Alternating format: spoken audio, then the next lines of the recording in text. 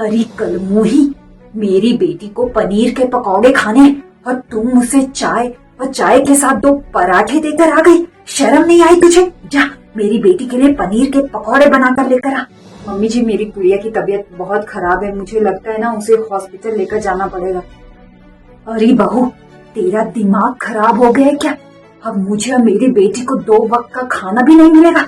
अरे बहू, मैंने भी बच्चे पैदा किए हैं और 10-10 बच्चे पैदा किए हैं। हमने भी घर के सारे काम अकेले संभाले हैं। जा मेरी बेटी के लिए पनीर के पकौड़े बनाकर लेकर आ। अब मैं एक शब्द नहीं सुनूंगी। मम्मी जी, पर गुड़िया की तबीयत।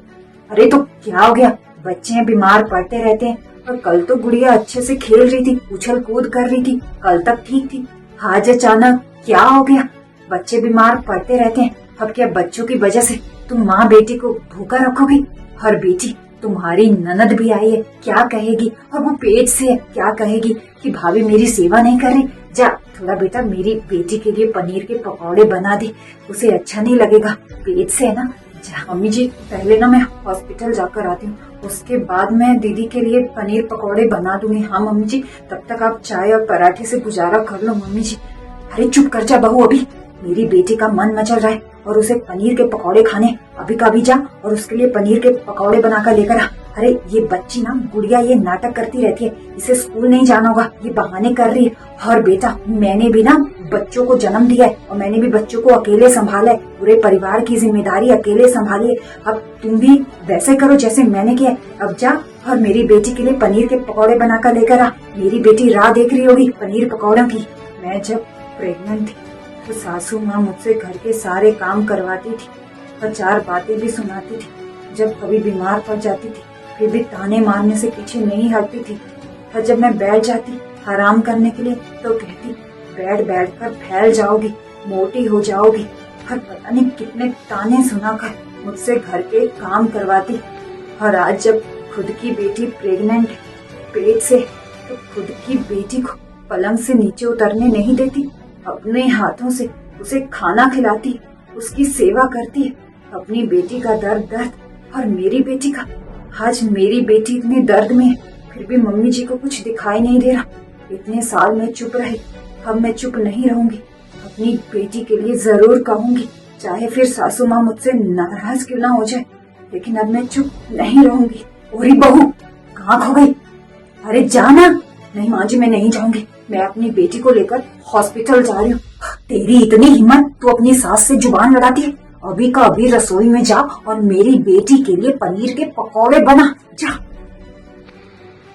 अपनी बेटी को यहाँ पड़े रहने दे, वो ठीक हो जाएगी। मेरी बेटी बेचारी भूख से तड़प रही है। जा मेरी बेटी के लिए पनीर के पकौड़े बनाकर लेकर आ, नहीं तो आज मुझसे बुरा कोई नहीं होगा। 6 साल हो गए शादी को, आज तक मैंने आपसे एक शब्द नहीं कहा, लेकिन आज जरूर कहूंगी। अपनी बेटी के लिए जैसे आप अपनी बेटी से प्यार करते हैं, उसकी चिंता करते हैं, मैं भी मेरी बेटी से प्यार करती हूँ, उसकी चिंता करती हूँ। आपकी बेटी तो भली चंगी है, पर मेरी बेटी बुखार से तड़प रही है और मुझे उसे हॉस्पिटल लेकर जाना पड़ेगा। आप तो बहुत जल्दी अपनी बातों से पलट जाती हो। आप तो यही कहती हो ना कि गर्भवती महिला को घर के काम करने चाहिए, उसे चलना चाहिए, उसके लिए अच्छा रहता है। लेकिन अपनी बेटी को जमीन पर पैर रखने नहीं देती, उसकी इतनी सेवा करती हो, इतनी फिक्र है। हाँ मम्मी जी, अब क्या हुआ? कल को जब दीदी का बच्चा होगा तब तो आप यही कहोगे, बच्चे को ना जमीन पर नहीं रखना चाहिए, उसे सीने से लगाकर रखना चाहिए, गोद में रखना चाहिए, पालने में रखना चाहिए। और मेरी बच्ची का क्या? कल को अगर मेरी बच्ची को कुछ हो गया तो आप उसकी जिम्मेदारी लोगे मम्मी जी? कल को मुझे मलाल हो कि मैंने मेरी बेटी का ध्यान अच्छे से क्यों नहीं रखा। इससे अच्छा है कि आज ही अपने मन की बात साफ साफ शब्दों में आपसे कह दूं, जो मेरे मन में है आपसे कह दूं। मम्मी जी, मैं आपके बारे में बहुत गलत था। आप जैसे दिखती हैं वैसी नहीं है, सबके सामने मीठी बनती है, लेकिन मन में आपकी कड़वाहट भरी है ना। गुड़िया इतनी बीमार है, इसको हॉस्पिटल लेने की बजाय आप भाभी से अपनी फरमाइशें पूरी करने में लगी। धिक्कार है आपकी सोच पर, आप जैसी दिखती हैं वैसी है नहीं। अरे दामाद जी, यहाँ अचानक? बेटी की फिक्र है, अपने बेटे की बेटी की नहीं, है ना। मैं तो यहाँ सबसे मिलने आया था, लेकिन ये सब देखकर मैं बहुत हैरान हूँ। भाभी, मैं अपने साथ कार लेकर आया हूँ। चलो हम गुड़िया को हॉस्पिटल लेकर जाते हैं। हाँ भी भाभी, भाई साहब अभी बाहर गए हैं काम के सिलसिले से, और बच्ची इतनी बीमार है, इसको हॉस्पिटल लेकर जाना चाहिए। वैसे भी आजकल कितनी बीमारियां बढ़ रही है, थोड़ी सी भी लापरवाही हुई तो बच्ची को कुछ भी हो सकता है। चलो हम इसे हॉस्पिटल लेकर जाते हैं। हाँ हाँ ठीक है, मैं गुड़िया को लेकर आती हूँ। जी आप यहाँ कैसे?